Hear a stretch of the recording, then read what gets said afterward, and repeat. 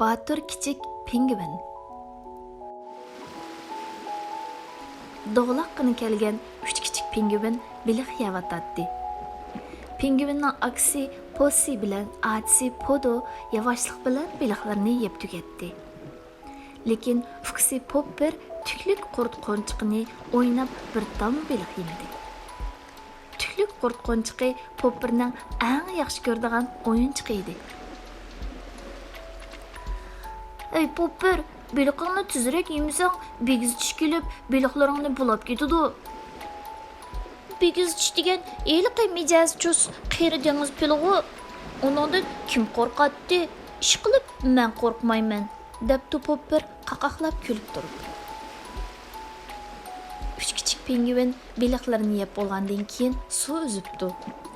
Lekin Popper bo'lsa qo'rsqining ustidagi tüklük qurt qonchiqini o'l bo'lib ketmasin deb, qo'rsqini yuqoriga to'mpaytib olib suv uzibdi.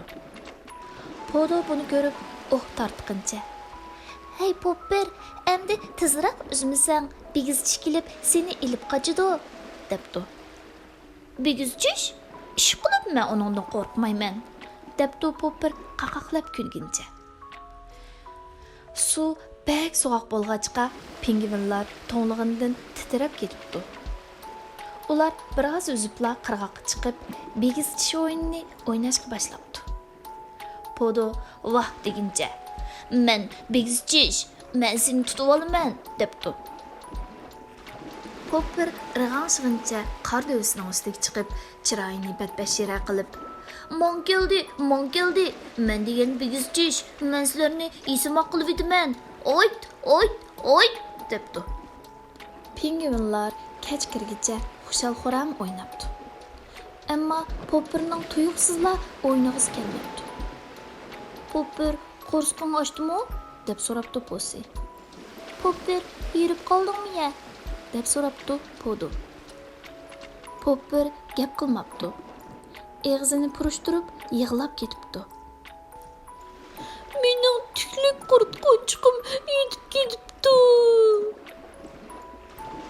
Ko'pchilik aldirab tinab Popperning qonchiqini izlashga kirishibdi. Ular suv usti va suv ostini izlabdi, qonchiqni topolmabdi. Ular o'nkirning ichi sirtini ola qo'ymay izlabdi, qonchiqni yana topolmabdi. "Tüklük qurtim, sen qayerda tushib qolgansan? Seni boshqalar tepib olganmidi?" Popper ko'ngli yerim bo'lgan holda shundoq debdi. Osmonni qor bulut qoplab, atrofni qorong'ulik besibdi. Qor yig'ishqa oz qolgan bo'lsa-mu, ko'pchilik izlashni to'xtatmabdi. Possi qantini ichib, Popperning do'stidan tutquncha, "Sen cho'ng bo'lding, kichik bolalarning o'yinchiqini o'ynamaysan, shundaqmi?" debdi uningga tasalli berib.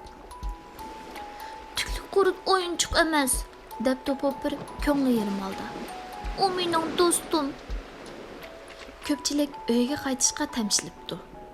Bu vaqtda Popper tuyuqsiz, "To'xtanglar, esimga keldi. Tüklük qurtning qayerdaligini bildim", deb vaqiribdi.